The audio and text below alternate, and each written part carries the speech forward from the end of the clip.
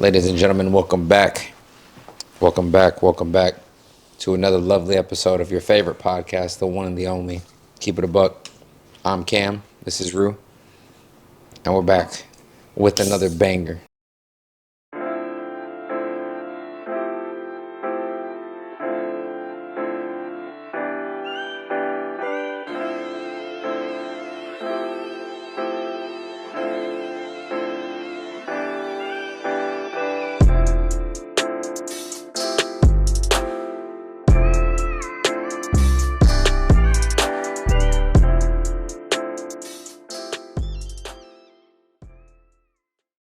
Feels like this week kind of flew by. It's already Thursday night.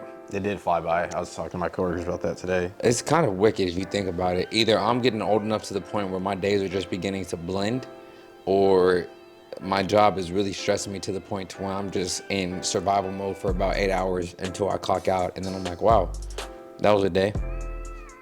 Both of those thoughts are kind of sick. But, I mean, at the end of the day, what are you going to do? You got to pay the bills, you know what I mean? Yeah. Until this pays the bills. You dig? Yeah, I feel that. That's all right. I'm going to clip this, and then when this is the company and when we're making bread, then it's going to be easy money. Talk to me, man. How's your week? It was good. Oh, you Texas week, so flew by. Yeah, that's crazy. That is crazy. Get on social media and just like to read everything. I'm just reading everything, taking it all in. And I know the boys in Norman doing the same thing. I over here, Quinn's playing. We're supposed to lose by 50 now. Crazy, right? I was telling Colin, I was like, bro, I'd rather Quinn play because the quarterbacks that have been tearing us up have been these ones running all over the damn field. I'd rather somebody be mobile, or not mobile, stationary and a pocket guy. I think that. You forget, though, he had a year of training underneath one of the best collegiate college quarterback Day. programs.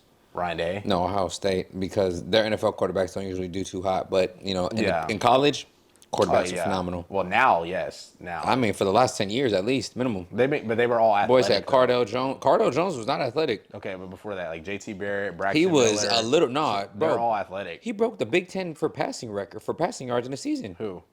JT Barrett. Passing yards in a season. Because he's been there 5 years. Bro, in a season and in a career. Career, I get that. But season, he broke, I think he has the record for most passing yards in a season in the Big Ten. That's crazy. Dwayne Haskins, like, literally forgotten about. Yes. And they had him on the roster, too. Yeah. So, you know what I mean? Like, so college quarterback-wise, phenomenal. But they just have crazy receivers there, too. Yeah, that is also very true. What I was going to say in terms of the UTOU thing, y'all aren't even the best game Big 12-wise this weekend, which is crazy. We're still the best game. You know Don't how get it twisted. I mean, bro, y'all are the most hype, but you know how you understand how crazy it is that TCU and Kansas both undefeated are going to be the premier game. TCU being undefeated isn't You as got surprising. game day in Lawrence, Kansas, dog. But That's a sick bar. Being undefeated Game day was just in Austin the second week of the year, and now they're in Lawrence, Kansas. Yeah, it's their third straight sold out game too. In Kansas, so I mean, good for them, bro. I mean, you got to think about it. Imagine that being one of your teams. You've been down for damn near 15 plus years, and you're finally getting like good or like you're ranked. It was their coach, dog. You know what I mean? It's one of those things where it's like it's a culture they're change. America's team. Like we're all going to be going for Kansas to win until they play us. This is how it's going to be because they've just been bad forever. And I mean, you can't be mad at them. No, you can't. It's cool to see, honestly. You love a good underdog story. Yeah. So, I mean, a shout out to them. I mean, I've never liked TCU. Excuse me. I used to kind of mess with them. When they had like Casey Paul, I wasn't even like a big fan whenever Andy Dawson was playing. Whenever Casey Paul came, he was the quarterback before Trayvon. That's when they were so nice. Trayvon Boykins. That was a different TCU. And they're the only reason why Baylor did not make the playoffs that year, bro. Just because of that nasty crap that went on with TCU, Texas, and Baylor back in, I think it was either 14. No, it was 14 because Ohio State got it over us instead. So it was nasty, bro. But that was the year Ohio State got shut out. Yeah. No, that was the year Ohio State won it all. Yeah, won it all. Yeah, I was about to say. Yeah, no, don't get that twisted. They got shut out in 2016. Yeah. BV, you know what I'm saying? That was crazy. Yeah. And it's just like I said, but to think that Kansas and TCU are the best game this weekend, BU, we got a break, man. We need it. Y'all have a bye?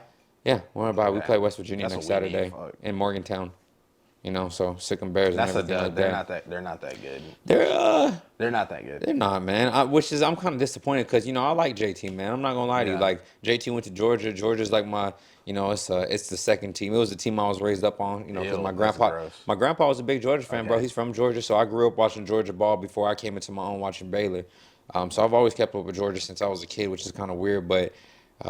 Yeah, man. I was a fan of JT. I like Stetson's story more because it's a feel good story. It's a story of being the underdog and winning the Natty and everybody's now looking at you like a Heisman contender.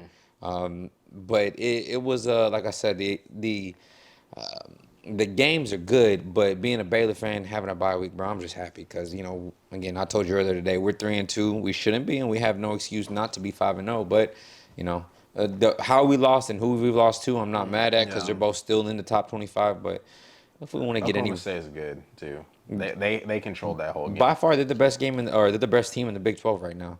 I agree. And then Kansas State, TCU, and Kansas are battling for that number 2 spot right now. So, Yeah. But we'll see how the rest of the year plays out. We're only barely halfway through, so we'll see. Very early. But yeah, man. So weekend, what's your plans? What you got going on? We're on a Thursday, so we're going into Friday, Saturday, and Sunday. All cooking aside from the big game. I know you're gonna be excited for that because that's a big rivalry. You know what I'm saying? You're gonna be in your bag this weekend, especially in Austin. You finna be in your bag this I'm just gonna be weekend. chilling, bro. Like I said, I see it all the time, bro. Same thing, but we'll see what happens, bro. And when it does happen, I don't want to hear nothing. You don't want to hear nothing, huh? No. Not a thing. They got everybody. They got Quinn, their savior, the best quarterback ever. When he's played 5 quarters, they got everything. They got everything lined up and played out. Texas is RBU though, so they come out hot with Bijan. RBU, I wouldn't say all that. They produce better running backs than y'all. No, they don't, bro. Take away. Nah, you no, can't. they don't. Yeah, because they don't. your AP is they're Earl Campbell. AP is better than him too. Earl Campbell? Yes, that's not even like an argument. And what, NFL or college? Yeah, ever. But I wouldn't better. say college. I say NFL for sure. I'm gonna tell you right now, AP. NFL. Yes. Cool. We pit more backs. We literally pit more backs into the league than Texas does. That's a fact. When Joe Mixon not better than Joe Mixon not better than Jamal. Yes, he is. No, he not. When you talk about RBUs, you talk about Bama, Georgia, and Oklahoma. You don't talk about Texas. Maybe when you talk, you could throw Texas in that conversation. Wisconsin, that's disrespectful to Wisconsin. Wisconsin puts better running backs in the league than Texas. Wisconsin put Jonathan Taylor. Who else from Wisconsin in the league right now is a running Gordon, back? Jonathan That's Taylor, 2. Monte Ball. Monte Ball, bro, had like a 3-year span. They're more running back you than Texas. Texas has not put anyone in besides Cedric, and he was okay. Ricky Williams was good. Jamal was good. He got hurt. That's the only thing that took away from Jamal. That's it, though. I'm talking about since the span of 2000. He was injury prone. That's tough. I that's why I didn't say him. Wisconsin. I mean, but he's still. Bro, I'm about to just. Wisconsin definitely puts in better running back. That's not even like an argument. You think so? Bro, that's all they do there. So like that, yes. I give him 2. I give him 2 legit. 2 legit. It doesn't, bro. You gotta when you talk about running back, it doesn't matter how good you are in the league. It's about what you put. It's about the quantity you put into the NFL. That what's considered you a top whatever at your position. So I mean, you could think about it like this: Ricky Williams with the Dolphins put in a considerable amount. He was just with a terrible team. That wasn't his fault, but he was still a considerable running back. Who was Vince's running back?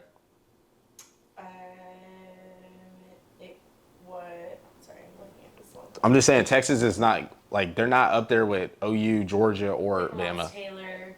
when it comes to running backs in the league. Who's the last running back y'all put in the league aside from Joe?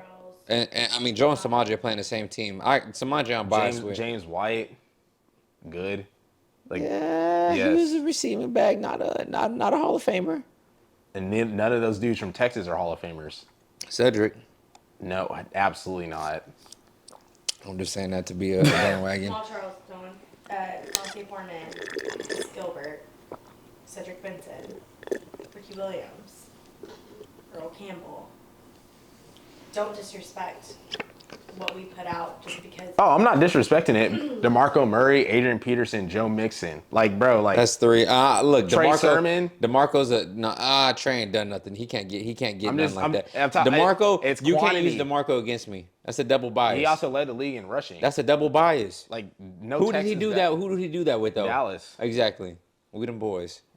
All I'm saying is, Texas is considered You know why he did they that? consider Because he had the DBU. best offensive line for like 5-6 years. He had the best offensive line, honestly, for the entirety of his A career. lot of like Texas NFL stuff is based off of nostalgia. Because if you dove off of recent, like when they talk about What are you like, worried about us? I'm just using examples. Because when you talk about DBU, it's really Ohio State. But You think? Yeah, I can agree with that. yes, Yeah, bro. yeah, It's, yeah. They're, Not anymore. There, I would not say, anymore. Yeah, I would at say, one And point. that wasn't forever ago. No, I would it was say in the them early or 2000s. LSU.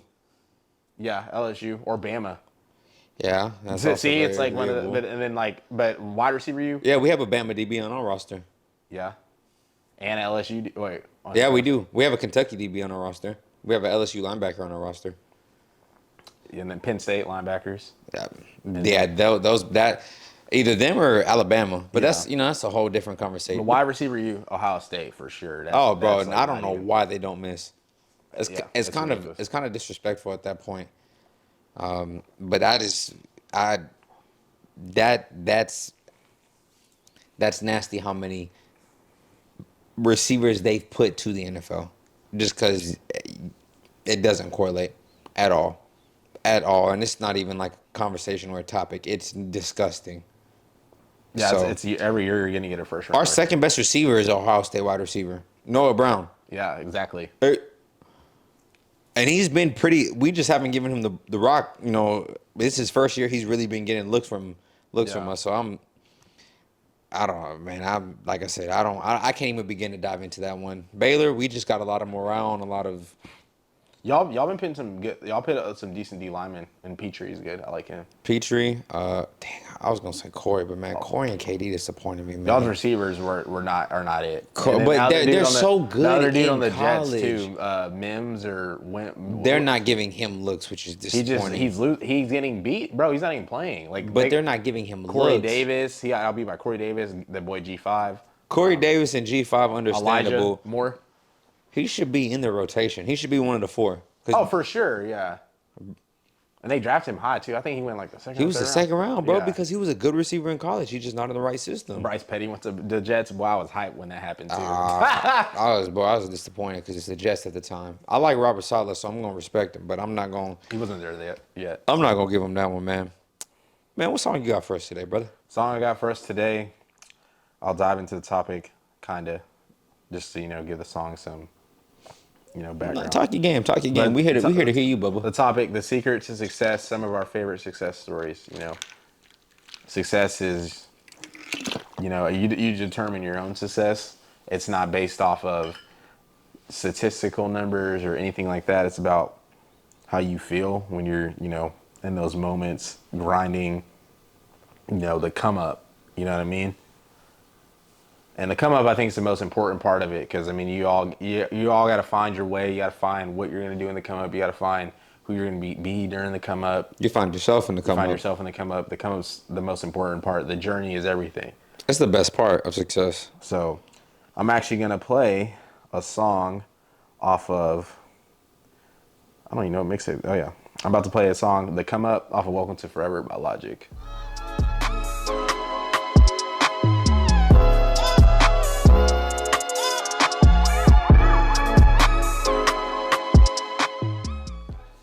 Do you personally believe in a secret to success? And this is not, again, this is more of an opinion-based question, no pun intended. But do you personally believe there's like a secret or like a special way to be successful?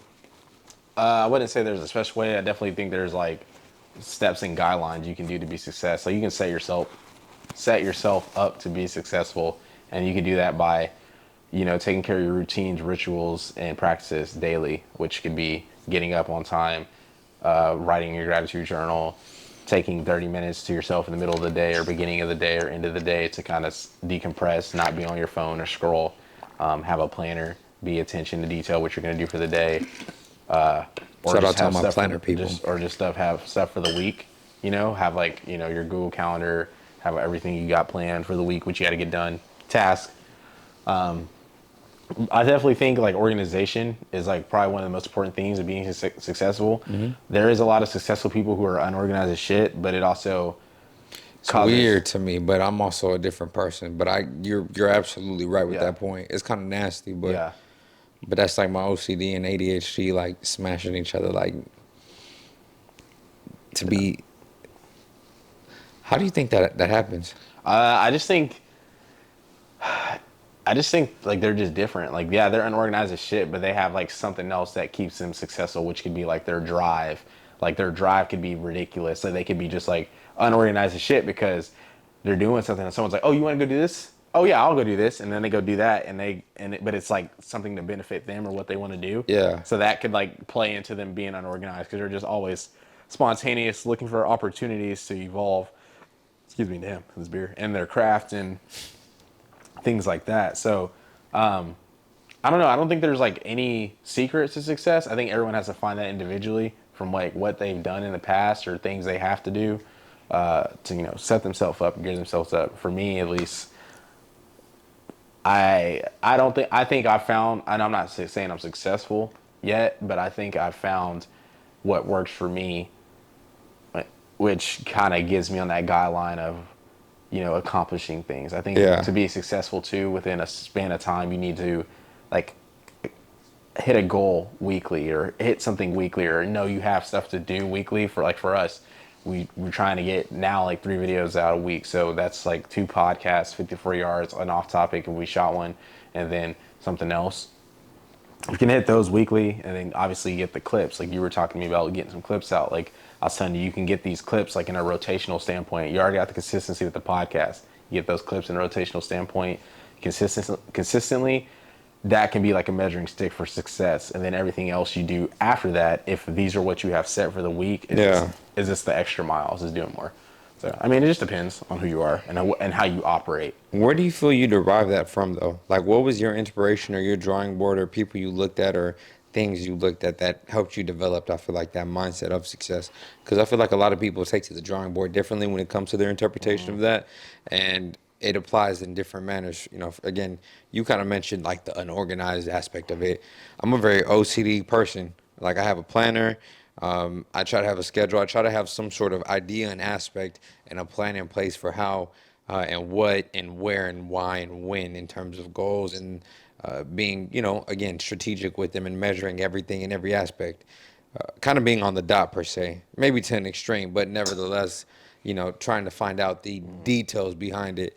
So in that aspect of, when you drew up, your first images and thoughts and kind of envisions of what success looks like for you, what did you see or what did you experience that made you be like, yeah, that's success. That's accomplishing a higher goal or putting something in a tangible place to where I can grab it, achieve it, or set a goal and accomplish it. Kind of, I guess, those parameters.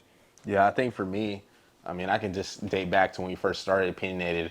Um, you know, The basement videos. basically just getting in there, being able like to finally get the camera to work Absolutely. properly, and like getting the audio to work, like not knowing what the fuck to do with the audio. So finally, talking to the mic, and then it sounds good. We're like, yes. But it doesn't even sound good. Just getting the audio to come out the mic, and then it sounds like we're on a PR mic. And Yeah. obviously, cleaning up the audio, getting our audio right. I feel like clean. these allegations are very malicious on my You know what character. I mean? And like just getting everything cleaned up, getting the first video out, getting the Instagram made, getting the logo made. For me, that was like initial success. It was like, all right, like the foundation's being laid. We're able to do this. Yeah. Then like, buying that my camera in that summer, and then paying that off, buying that was successful to me because this was like the first big purchase that I had to make for the podcast. Like, yeah, we had bought in the mics and the mixer and stuff, but like all that all together was still like probably around $500 or under it, and it's like you split that. But then like buying a $1,000 investment for what we want to do, to me, I'm like, I was trying to build my credit, things like that. So I was like, I'm just gonna like, get a credit card and then pay the credit card off in 3 payments, to like build my credit and being able to, have the success from working my 9 to 5 to get a camera like that. That was a successful moment. And then going from there, getting guests on, right? Getting our first couple guests on, success. So I think it's like a build up. Like, we were able to start shooting with cameras, right? Then we were able to start getting guests on. Then us getting into that apartment, and then like us getting all the guests on we got on this year. Yeah, and, like, absolutely. Incorporating PCT. That was gonna be my next And thing. y'all, like, I think I don't know how to explain it, so I'll let you kind of go into your next point or whatever you want to talk about. But I don't know like kind of where to segue from that. But No, I think you kind of hit the nail on the head. I mean, success can kind of how I stated, I feel my personal opinion be measured in different parameters for people. The fact that from where you started to where you have kind of currently become in this presence that opinionated media is as a company is it's like this. I don't want to call it an awkward place, but I would say it's definitely interesting because obviously you can measure success as to this point and see that you guys have done significantly a lot, yeah, right? There's a quality difference, it's a production difference, it's a output difference, it's a difference in multiple things, and everything has been towards a positive growth. But on the flip side of that, I think what people don't realize is like byproducts of success is sacrifice, it's failures, it's learning kind of like the sick lessons that come with it, and being able to really fully understand that it's not always going to be kind of like cookie cutter, but more or less it's a, I feel like trial by fire formula. Some people maybe have the path laid out for them, but not everything's going to hit in the same application for everybody. So for somebody like yourself being an opinionated and having the opportunity to put, multiple people on and introduce multiple people and bring multiple people along with you, that connotation of success to me carries a lot more bigger than just an individual because not only are you doing it for yourself, but you're helping to bring other people along on this route to be productive, to be successful, to be better than who they were previously. You know what I mean? So for example, I want to say like one of the stories I read. What book was this? I I have the book at home, so when I see it, I can if we clip this, I could put it right here. But it's yeah, basically Michael Pollan is the author, and he's talking about LSD and how it's like the gateway to, or either LSD or shroom. I think it's shrooms, and how the shrooms are like a gateway to essentially overcoming like depression, dealing with a lot of psychoanalytic issues and things as such, right? And he wrote another book previously called The Omnivore's Dilemma, which is like a New York. Both these books are New York Times bestsellers, so have pretty high acclaim. But he was telling me that Bill Gates at the time, you know who Bill Gates is, obviously one of the biggest, wealthiest individuals. Number one, yeah, one of the biggest innovators with Microsoft, and one of the people who really set the precedent for what some people would consider the standard of success, right? To the max for the most part, because I mean, bro founded Microsoft. exactly. It's kind of like It's you know what that entails. so. Bill Gates at the time, when he first encountered a computer, his school was in the small percentage of schools at the time who were blessed with having a computer in their actual school. And this was across the nation, not just in the state, but across the nation. He was one of the first schools to have a computer, whereas the other schools in the nation at the time weren't obviously blessed with having those privileges. So just imagine, now we live in 2022, and you can almost guarantee that every school, big or small, no matter if you got like 50 kids there, or like 1,500, 2,000, 5,000 kids there, like you're gonna have, you know what I'm saying? You're gonna have a computer. Yeah, Back in that day, you had a computer, you might as well have been like the technological Jesus, because there's no way. You had to be rich, you had to have bread. So his school was picked to be one of the first people to have computers. And that opportunity was the one for him and his best friend to, innovate and find the idea of starting Microsoft. So it was a chance encounter, but also a willingness to learn and accept, it's a new area, it's a new opportunity, it's a new path, but more or less, we're gonna take the opportunity to kind of walk down it and see what this may entail for us. I think success is a kind of a shiesty thing, bro.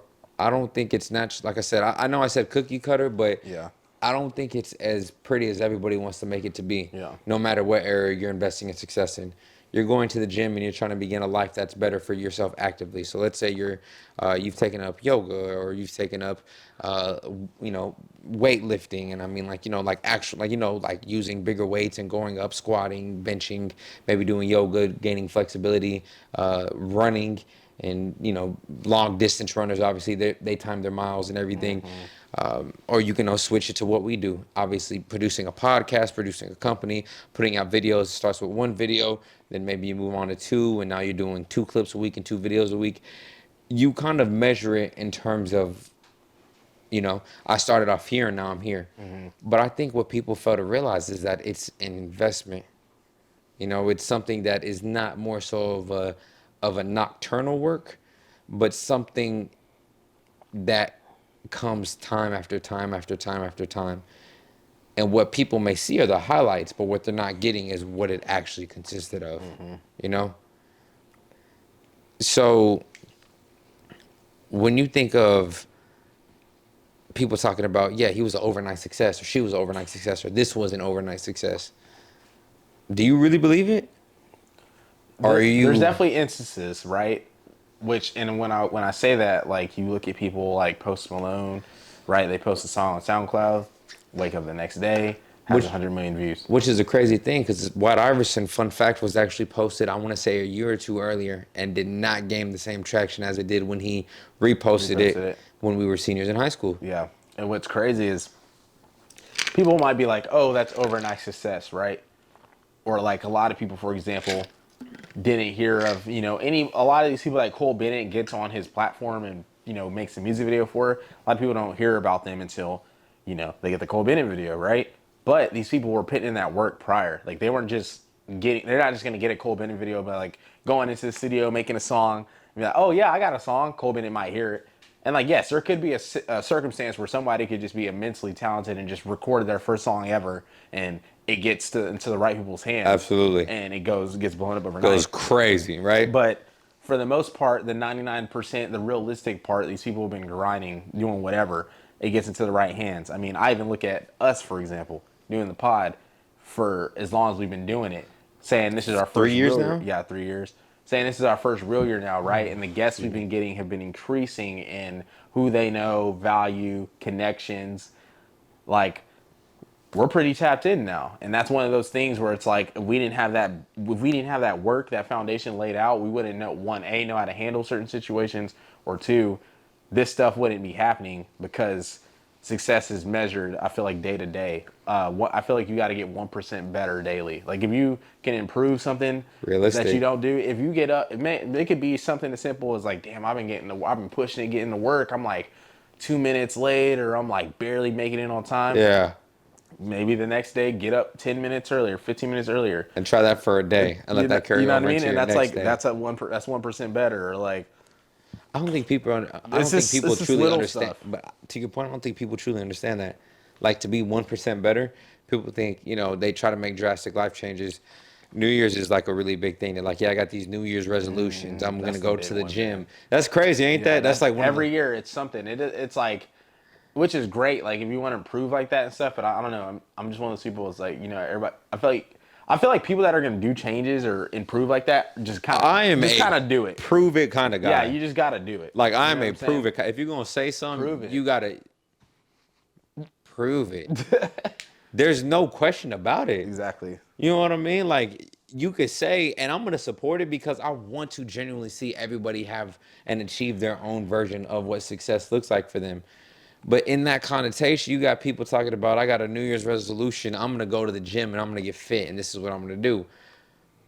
Okay, what does your success look like then? Does your success look like going to the gym for 30 minutes, getting on a treadmill for that 30 minutes and then leaving? Or is your success, I want to lose X amount of fat, be at this weight while also gaining this thing of strength? Like, it's different levels to this. You guys could have came in and been like, yeah, I want to be a semi-successful podcast. And if we get some cool people on that know some people, I think we did a successful job because at least we were consistent and we marketed. To some people, because they were consistent, they produced quality content, on a weekly to daily basis, and they invested in it. That could be successful for them. But y'all have a level of success to where it's like, we've achieved this, now we're on to this, right? We've now put out consistent content, establish quality, establish a foundation, establish roots, and now we're on to the next step of we have high quality guests, we have high quality podcasts, we now have introduced multiple podcasts to our media group. We've, you know what I'm saying? Now you're on a second level, and then eventually that's going to translate over to a third. Now everybody's on the same page. We're all doing the same thing. Now let's branch So many ourselves. ideas, bro. I Let's have so many merchandise. Let's, ideas. you know what I mean? It's Yeah. different levels. So it's Yeah. like, You gotta, I feel like you gotta do everything, right. I feel like a lot of times with success, everyone sees, oh, they're making so much money doing this or whatever. But I feel like if you're not, you wasn't with me shooting in the gym. yeah, Like what? Come on, lay all bro. these ground, you gotta just lay all the foundation down. Cause I mean, like you said, It's a dirty thing, bro, because you think about the application of laying foundation. Laying foundation is not fun in any sort of any Yeah. sort of applicable like basis. and you're also gonna get to a point where you're gonna be feeling like you're plateauing. You're like doing the same thing. Like, that cartoon of the dude like mining. And it's Yes. like he's been mining forever, but like that last little wall has like all the rocks, The and diamonds, and the whatever. money. Yeah, yeah. It's like you're gonna get to a point where you're like, damn, bro, like I'm just beating a dead horse. Like I'm posting. I mean, even for us, like we're posting, like, damn, we should be getting more views. Yeah. Blah, blah, blah. The quality, You bro. know It what I'm matches saying? all these other It's like we're cats getting and all the- these quality. How are they Yeah, getting the more clips views and and whatever? But the it's, content is wholesome. Like you think it's everything people should be resonating to. But it's one of those things. I mean, me and that boy came in to talk about all the time. Like when we first were doing the creative stuff, we were just like, bro, like slow grind. Like it's gonna be a slow grind. Like you're not gonna have, it's like, yes, you could go viral at any moment, especially the way technology is in this day. I'm about to and age. say, and that's to a point, You know? the viral moment is like the moment that everybody sees, but it's not in any way, in my opinion, an acknowledgement of all the work that's been put in. Just Exactly. because you went viral, again, for a song or maybe a body of work or something you did or whatever it may be, that's what people see. But then to that point, people want to see the body of work past that. Why haven't I heard of this person before? Why haven't I seen this thing before? Why haven't I seen this? Why haven't I seen this before? And then they start fact checking you. Show me the Carfax. And then they see Opinionated has put out like 100 videos plus. And they're like, Been doing this shit. Then they see all the guests, bro. I mean, we're about to drop Off Topic 44 tomorrow. It's like, and that's just off topic topics, episodes. you know what I mean? You're not considering regular opinionated episodes. Yeah. Now 54 yards. You're not taking into account all the one-off videos you posted with Fearful Fridays. You're not taking into account all the other ventures with the rivalry series. Like, bro, you have a lot of what is considered to be a body of work. But again, with every viral moment, to me, I feels like that's what, people have short-term success in a viral moment because of the day and age and the culture we live in. But then you also talk about like long-term, at least, you have things that can back that up. People sometimes have I feel like they're under the pretense that is success. That is their moment. Like I go viral, I'm set. And sure, you're set, but you're set for such a small period in time that it's going to move on and fade away. yeah. And once that moment is gone, because again, as much as of a viral society we live in, the reason there's so many things viral is because of the fact that we live in a short-term society. I feel like everything is kind of like come and go, come and go, come and go. So nothing is really sticking. You know what I mean?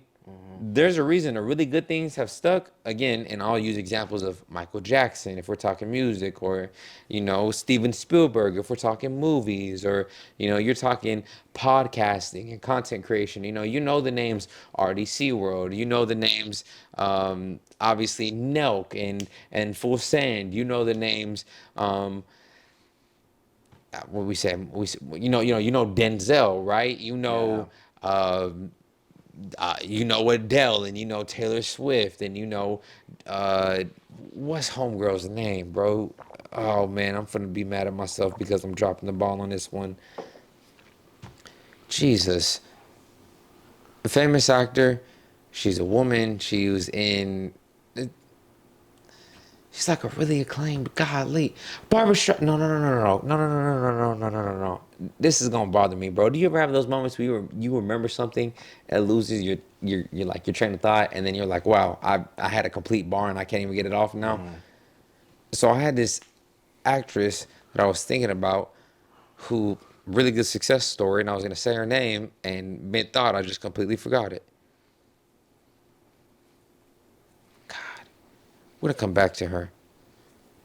The lady that played Princess Leia passed away. Carrie Fisher. Hey yo. Carrie Fisher. There you go. Yeah. And then and I was also gonna say Meryl Streep too. But like I did all that just to say success.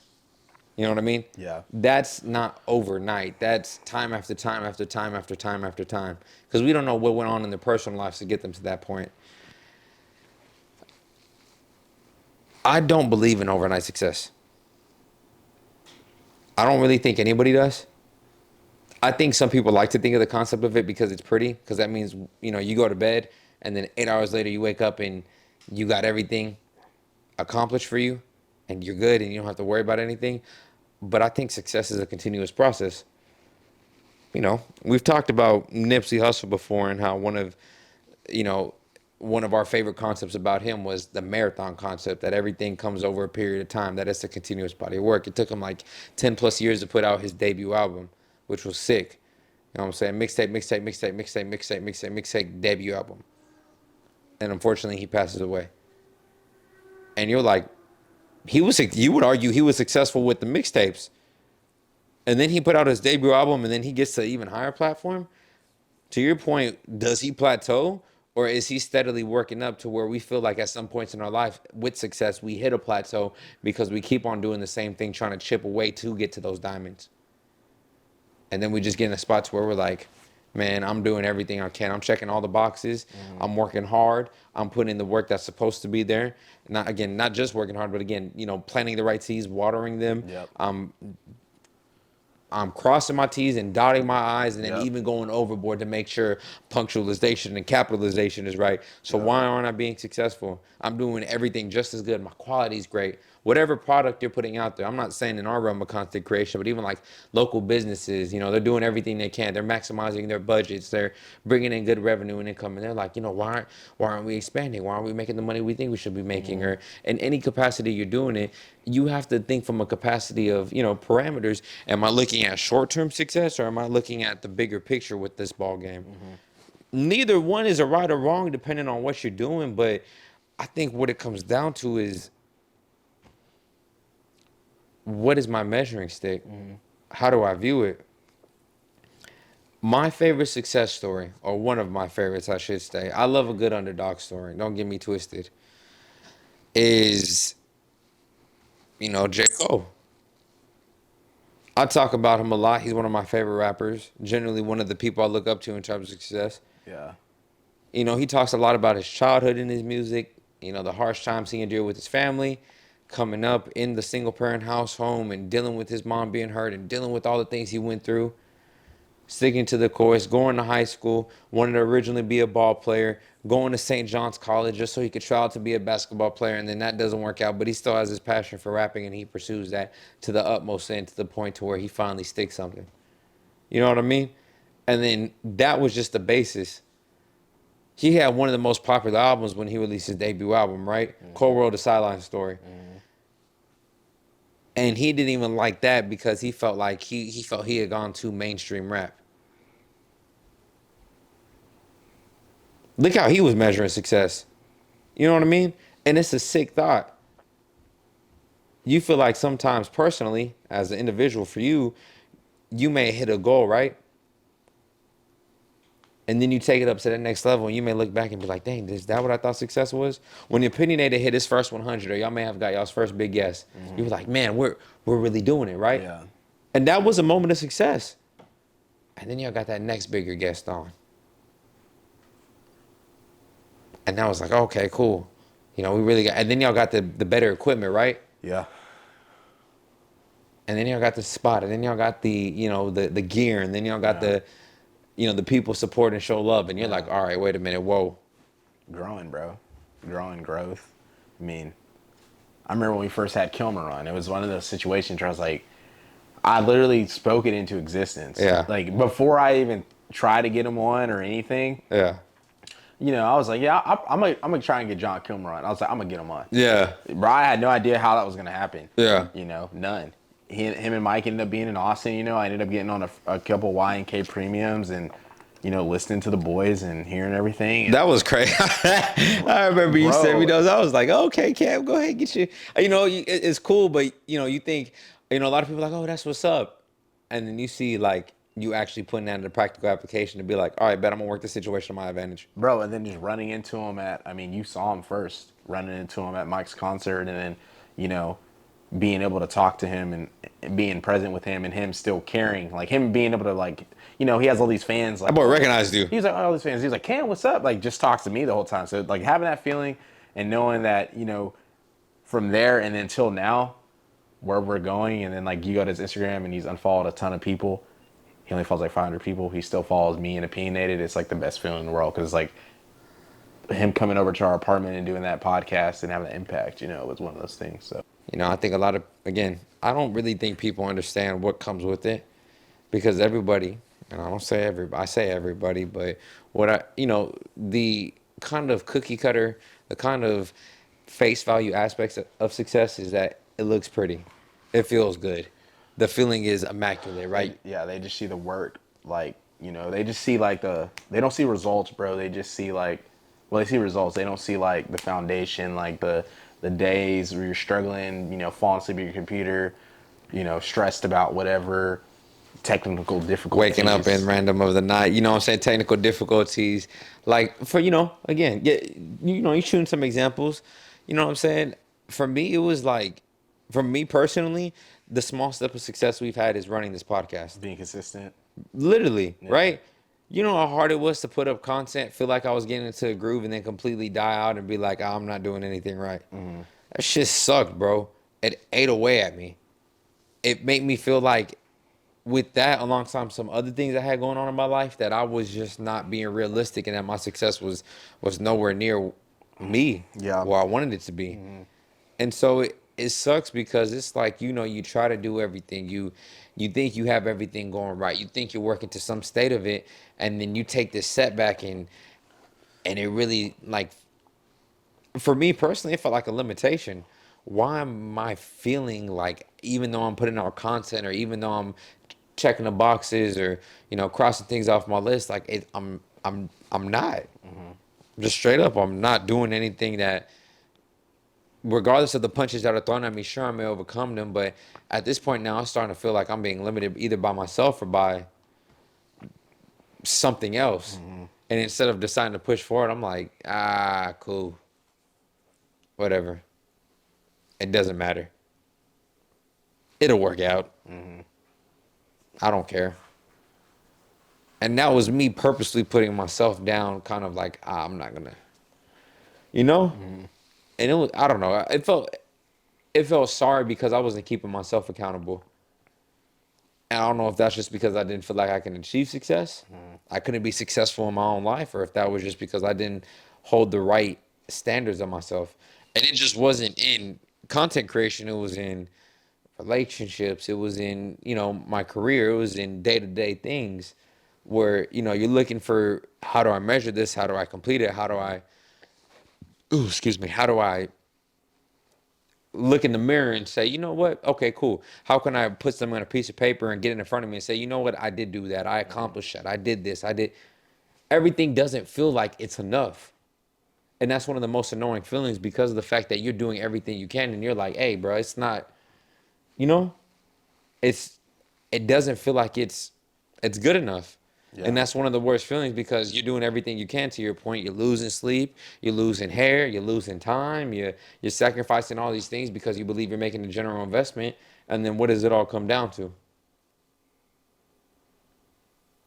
But I don't want to be Debbie Downer. I would love to leave people here with an encouraging word on success. Maybe why it matters, maybe why it's such an important thing. Being able to overcome these things and overcome the deficits and overcome what seems to be adversity or defeat or objectives brings about a different level because it shows your amount of dedication. And it's just as sweeter on the other side when you can look back at these things and be like, oh my God, we did it. Yep. We hit 100 subs for the channel, right? And the first thought I had was tears of joy. Like, yeah, we did something. 72 hours later, it was back in the mindset of work because that success, well deserved, was also a moment that needed to be appreciated because there's a next step of success. Yep, there's gradual steps you got to take. It's like chapters in a book. You got the main character getting their ass kicked sometimes, and other times they're taking some of the craziest dubs. You know what I mean? And it's not even characters in the book. It's characters in the movie. It's people in real life. It's kind of everywhere you see. It's not a matter of circumstances. It's a matter of a mindset. You have a successful mindset, just how you respond to things. In my opinion, you don't control everything, so don't try to control what you are capable of controlling, and exceed in that. And then watch everything else fall in line, because you can put everything you can into something and it doesn't work out, but that doesn't mean you quit. That doesn't mean you give chase. That doesn't mean it is what it is. Figure out. Adjust to the game. It's a beautiful thing. What's your favorite success story? Man, there's so many. I mean, there's so many different genres, and Give me three of them. Definitely Hex, bro. Like hearing like his story, like he had a eavesdrop with him and his wife Jude.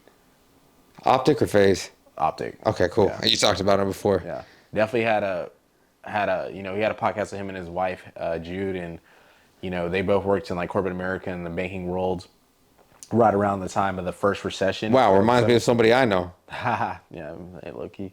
You know what I'm saying? Yeah, right around the time. What are you trying to tell us, Cam? Right around the time of the first recession, and he was doing machinima videos, and he decided to do it full time. And Machinima? yeah, he like Hex is the OG like machinima top 10 kill cam. Does Machinima still make videos? Nah, the channel doesn't exist anymore. Why? This whole thing with YouTube, like some bullshit. Like, Machinima was one of the reasons YouTube is what YouTube yeah, is. exactly. So like, Hex, Are you serious? Yeah, it doesn't exist anymore. What? The owner, I think the owner is like Fwiz, and then he like went to Google. Like he's like he works at Google now or something. Hex is cool with Fwiz, the guy. Machinima did this? Yeah, but Hex, started Machinima. I don't mean to interrupt you. That just hurt me though, because that was a part of our childhoods. You know what I mean? You're good. No, you're good. It's not around anymore. But yeah, that man Hex he's a pioneer. He's literally the godfather of esports. Like he's the reason why esports even exists. Like Did he start Optic after Machinima? Like around the same time. And it used to be just a pure gaming, right? Optic used to be just a sniping like clan. Like MOG type? No, just like content, like montages, like sniping clan. On YouTube. Yes, and then it grew into what it is now. Like Hex was the first person to be like, let's play Call of Duty competitively. Yeah. So he started that, and then funded it through MOG. Like there was times where Hex and Jude weren't getting paid because they had to pay all the players and all the content creators and stuff. So like seeing Hex like go from that, being 29 years old when he wanted to start Optic, and now he's like a 42-year-old, and he calls himself the 42-year-old phenom, and he still like always acts like a kid. He's like you don't gotta. He's like you just gotta grow up. He's like, but you're still gonna always be a little kid at heart. Like he gets stuff done. He's super family oriented, bro. Like when it comes to like business, and like there's people in Optic who don't do a whole lot. Yeah. They've been there since the jump, and they're still family. They're still put on. They're still taken care of. They're still paid. Like he's just very family oriented. Like you get into Optic, it means a lot. He lost Optic because he sold it because he needed the money for him. Like just he needed it. Like it was just that time where he decided to sell it. He thought it was the best interest of Optic. Ended up not working the way he wanted to. For 2 years, he fought to get it back. He bought Optic back, and now he like owns it again. And just like seeing like him go through all that, that's crazy. Seeing him go through all the struggles. For me, he's like one of the biggest success stories. And then obviously you got like rappers like Logic, like just self-made. He's like a genuine guy. He's like a normal person. Like he's like us. He's a genuine guy. Logic do seem like just one of the most down to earth people I know. This is one of those people you can just talk to, and you're not gonna feel any kind of way. You're not like, Facts. He's a rapper or whatever. Super personable.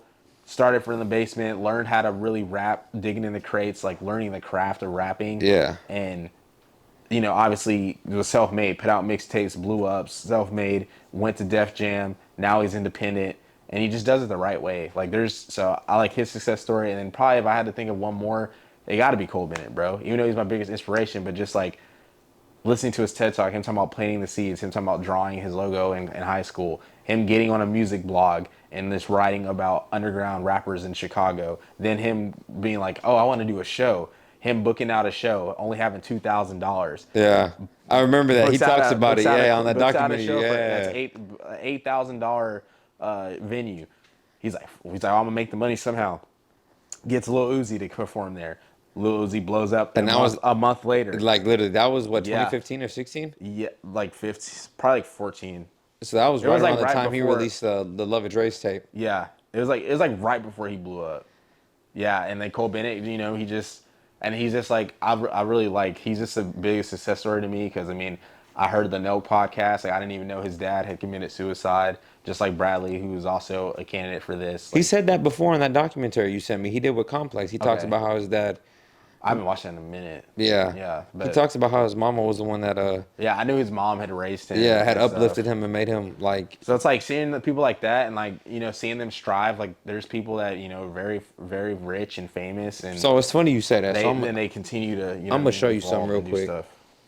So if y'all don't know what this is my planner. Mint's one of my favorite colors. That's why I got a mint planner. That's besides the point. Cam, I think I showed you this before, bro. I'm gonna do this on a podcast so they can stamp this and you know they see, you know. Cam, you know what this is right here on the right side, brother? Or on the left side? I'm sorry. It's my vision board, right? Do you know what these are? Some good drawings, low key. It was a while back. It was bored at work, but I wasn't bored. I was planning. You know what those are? Yeah, the play buttons. That you get for every amount of subscribers, right? Yeah. So you know, I'll zoom into this on YouTube, but you know, if you're a Spotify listener, I'm showing my planner right now with my vision board on it. Essentially, when I first started my YouTube channel, I had been talking to Cam a lot because Cam was one of the only other people I knew that was really like producing consistent content at the time, and was one of the only people aside from my brother Matt, shout out to Prelude Productions, that was actively like helping me to achieve my dream of being a content creator, and you know actually put money down and time down. Matter of fact, bro, what does that say right there? Hey, I just realized that Where? right there, where my middle finger is, right here. Irving, Texas, Paycom. Is that your job? Yeah, you work bro. for Paycom? Yeah, I'll be using them for work and shit. I'm telling you. But look at that time and that date. 11. What's today? I dated it. That's a year That's ago. good, though. Yeah, that's literally a year. In a month, it'll be a year ago. So I dated this because I wanted this to be a reminder for my success that, Them drawings are crazy. I'm sorry, but I've been just looking at them. bro, I'm telling you, like, I really was sitting there, like, when I tell you I was lost in the sauce, You bro, got really good handwriting. it was good at that time. You know, mine is still good now, but I just, bro, I was lost in it, Yeah, man. this is nice. I'm telling you, I was lost in it. It's everything that That's it meant it. to me. Absolutely. So it was everything that it meant to me, and it still does mean to me, bro. It was bigger than me, and that's, you know, that's the thing. Like every time I feel discouraged or maybe I feel some sort of way and not feeling like I'm doing right, I check that because it keeps me reminded, and not just in success for what we do here on the channel, what we do for Opinionated, but for other aspects of my life. Because success isn't just a one level kind of. It's not a one-faced subject. So when I put that in mind, I was thinking of myself, but I was also thinking of what we could do as a group. You know, at the time, yeah, this applied to AO Rue, but over time, what it's become is something different. I think that's the beautiful thing about success too, is because it changes over time. At this point, I was thinking of me. I was thinking of moving back home, obviously, because a month later in November, literally a month to that day, I start my job with where I'm at now, and I come back home, and you know we become a part of Opinionated and everything. But it keeps me grounded. It keeps me reminded that even if I get to 100,000 subscribers, if that were to be a reality at some crazy point, which I believe it will be, there's still a million. If I get to a million, there's a 10 million. If there's a 10, there's It's a just 50, something- there's it's a just 50, something there's a that 100. It's been something in front of you. You know, and then you see the question mark at the bottom. Break the barriers. Yep. I'll give a shout out to Mr. Beast. You've been seeing a lot of his content, but bro really took that and blew it up. Yeah, he's definitely like somebody that I really respect, bro. Because after listening, I mean, I always respect him, but after listening to the The Full Ascend, that was just, crazy. Just him just explaining like how like no matter what, like he literally sleeps in his studio, and granted, I'm sure it's state of the art, right? But still, like just someone that's that dedicated to work when they don't need to be, That, bro, you know, that's just very inspiring. He because reminds me of like a Cole Bennett, bro. Those are some people that those people are just different. you realize the Just investment he different put in guys. for that level of success, Yeah. and he's still not satisfied with it either. He doesn't want to sell his stuff because he's like, nah, there's more to be done. And for people like us, we're like, yo, if we see that much success, we may not even be able to comprehend it at this point. But the fact that he's able to do that and still be like, you know what, I'm still sleeping at the spot. I'm gonna catch y'all. Y'all come back. I'll go home, shower, everything. But I'm finna stay here tonight. That's it. You know what I'm saying? Yeah. Looking at this reminds me like there's so many aspects of success you have to hit. And the reason I show this is because at the end of the day, there's something bigger to what I want to do, not only just for myself at the most intermediate level, but for the people around me and for where we work and for what we do and for who we give ourselves and our times to.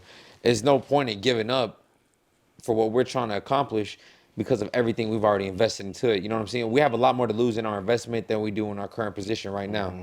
That's why it's like, why even think about that? Why even consider it? And that's what I have to remind myself. And like I said, that's why I popped this thing out, because it's going to be crazy in, a few years, whether that be 5, 10, 2, whatever, however long it takes, when we're looking at this clip, we're one of those guys. I think we already are them guys, but that's, sure. you know what I'm saying? That's neither here nor there. That's Yeah. how we carry ourselves. Yeah. But like I said, bro, it's all an accountability standard. I encourage people to do something like this in terms of success because it keeps you grounded and it keeps you based. It keeps you able to put something on paper. If you mean something, then write it down and see yourself through it. That's another thing your boy Cole talked about, was writing it down and seeing things through. And I think a lot of the greats honestly make a goal of it and put it somewhere to where they want to be great, and that's what they're going to achieve. And they're going to take whatever comes with it, regardless of the outcome, regardless of the circumstances, regardless of what may be thrown their way. Enjoy life and embrace it, bro. Success is a hell of an adventure, and that's the best part about it. You know what I mean? It's something that it's supposed to be enjoyable, bro. It's supposed to be a process. It's not supposed to be pretty. It's supposed to come with a lot of different things, but I feel like it is what you make it. I think it's just that and that alone. So to run it back with you, the song I picked today, the song I decided to run, is from a man who, I love his story of success too, Little known individual by the name of Chance the Rapper, right? Chance came out with 10-day suspension when he was a senior in high school because he got suspended for 10 days 10 and put days. out a phenomenal mixtape, right? It's caught a lot of heat. And then he goes on to probably put out one of the most popular mixtapes of our generation, and a phenomenal body of work in general, Acid Rap, right? Acid Rap was, again, one of the most popular mixtapes and one of my favorite bodies of work because of how thorough it was. So again, 10-day suspension, goes crazy. Acid Rap sets new parameters, and then he decides to release finally a major label product. And what is that? Coloring book. But after Coloring Book, he releases his debut album, The Big Day, right? And it doesn't garner that much attention. It kind of, I feel like to a lot of people, when the opinion came out, they were like, Chance, you gave us Coloring Book. How are you going to give us this? I like The Big Day.